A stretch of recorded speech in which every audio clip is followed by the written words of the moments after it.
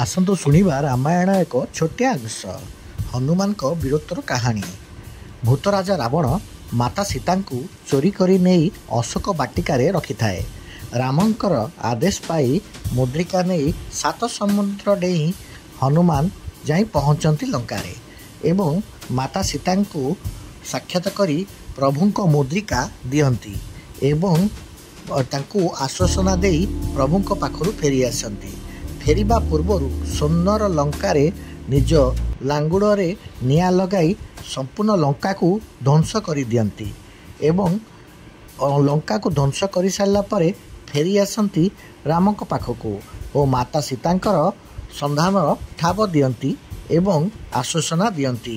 ମାତା ସୀତାଙ୍କୁ ଅପେକ୍ଷା କରି ରହିଥିବା ପ୍ରଭୁ ଶ୍ରୀରାମଚନ୍ଦ୍ର ହନୁମାନଙ୍କୁ ଦେଇଥିବା ମୁଦ୍ରିକା ପାଇ ସିଏ ତାଙ୍କୁ କୁଣ୍ଢାଇ ପକାନ୍ତି।